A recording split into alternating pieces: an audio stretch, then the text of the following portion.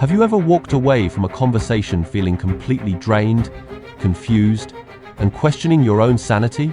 You know something is wrong. You can feel it in your gut, but you just cannot put your finger on it.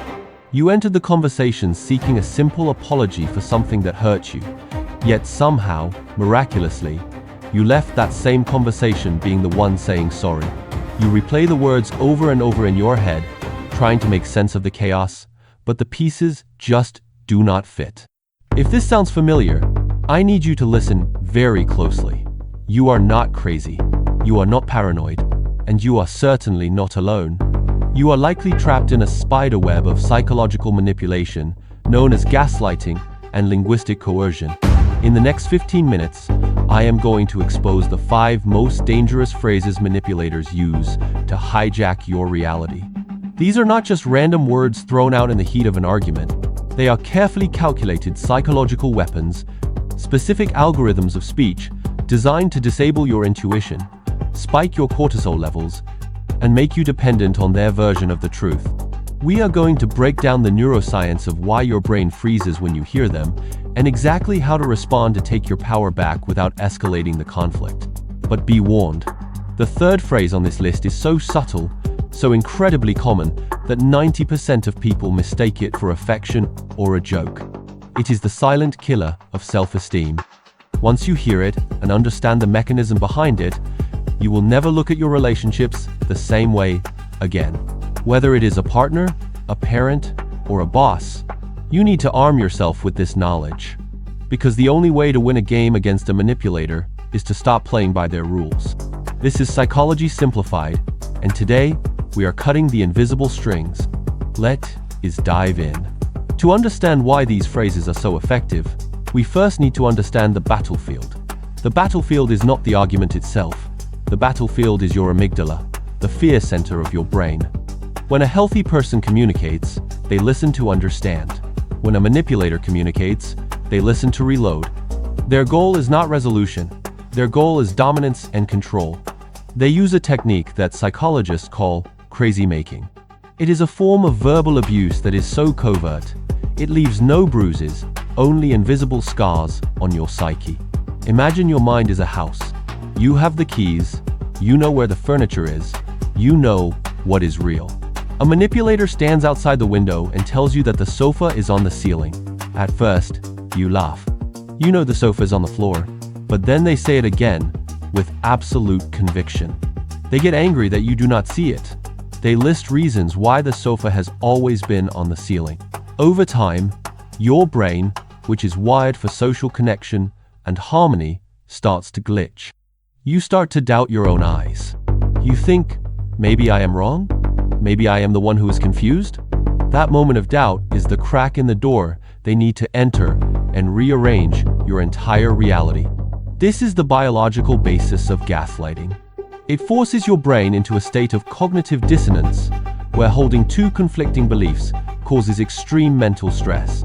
To relieve that stress, the victim often surrenders their own reality to align with the manipulator, simply to find peace. This is why you feel tired. This is why you feel anxious. Your brain is working overtime to reconcile reality with the lies you are being fed.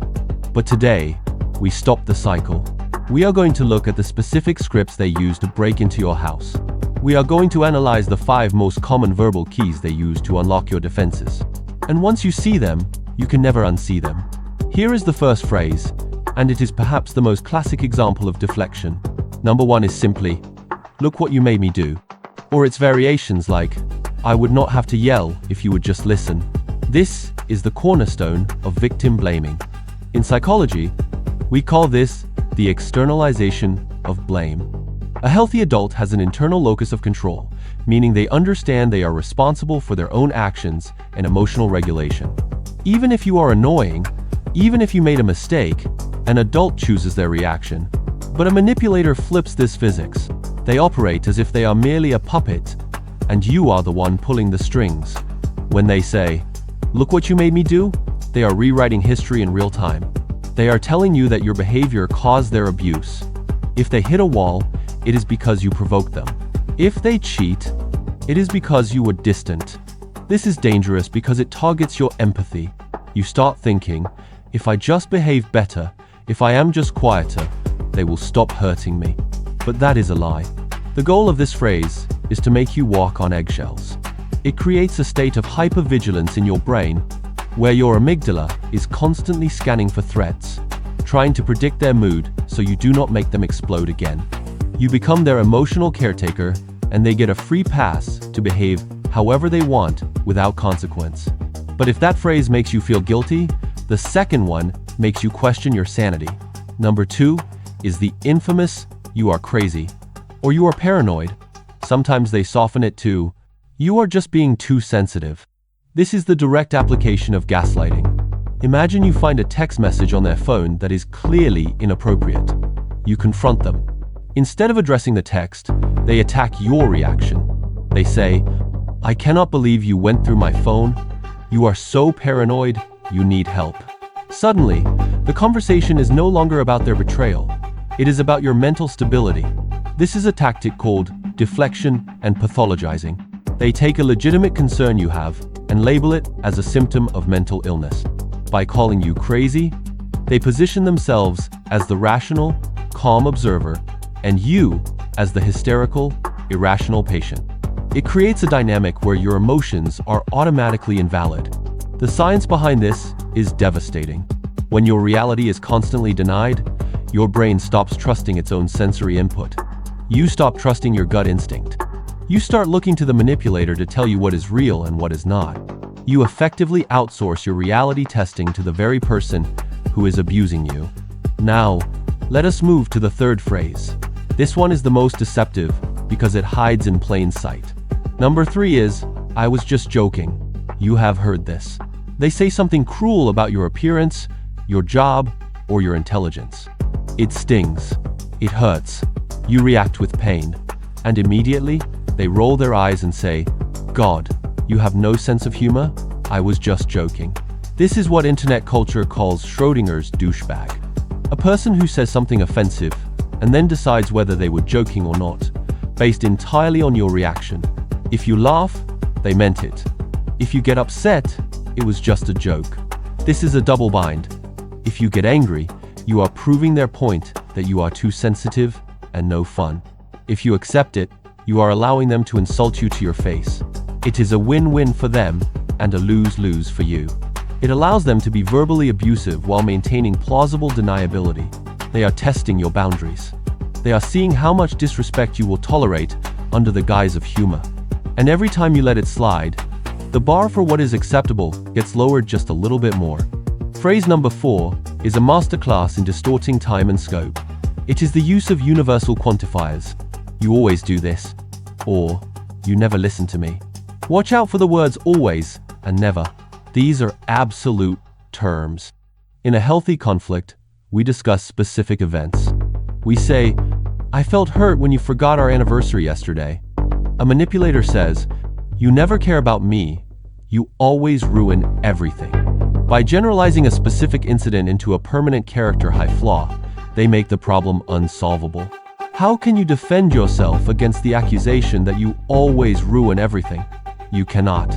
It is an impossible argument to win because they have shifted the conversation from a specific behavior to your entire identity. It overwhelms your brain. You start trying to find exceptions to prove them wrong. You say, "But I did this nice thing last week." And now, you are on the defensive again. You are justifying your existence instead of resolving the issue. It is a distraction technique designed to exhaust you. Finally, phrase number 5. This is the ultimate silencer. It is when they say, "I guess I am just the worst person in the world then." Or, "Fine, I will just never speak again since I am so terrible." This is the Martyr Complex. When you try to hold them accountable for something they actually did, they immediately jump to the extreme.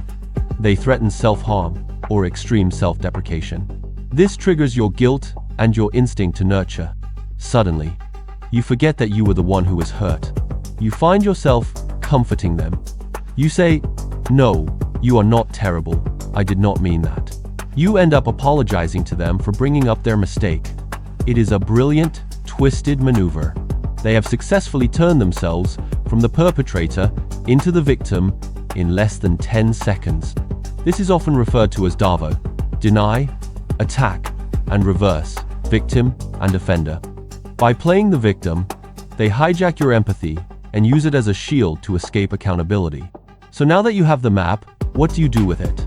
First, understand this vital truth. If you recognize yourself in these scenarios, if you are the one constantly apologizing, constantly explaining, constantly trying to fix things, it does not mean you are weak.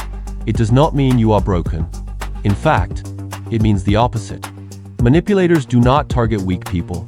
They target people with high empathy, high resilience, and a deep capacity for love. They target you because you have something they desperately lack.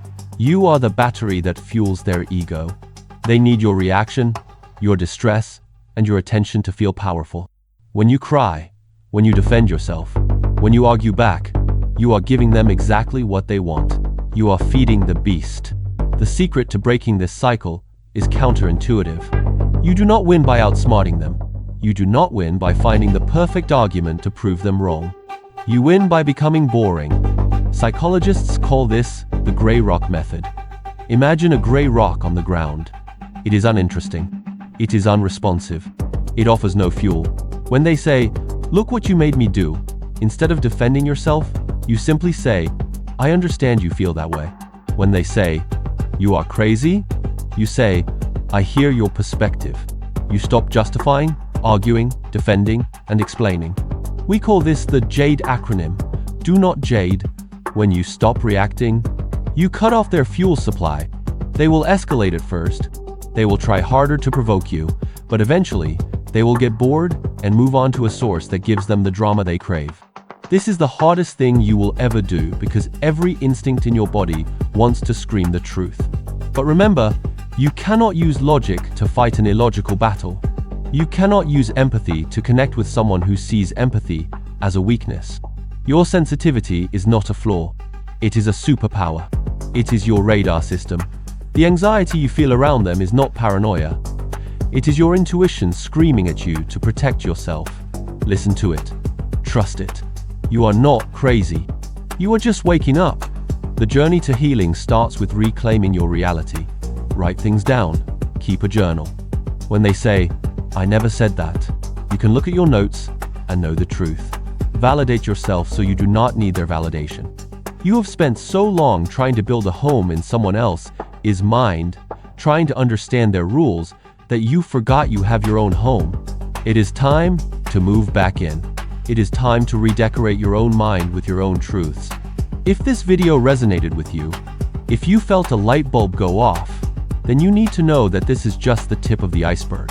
These verbal traps are dangerous, but there is a silent weapon that is even more destructive.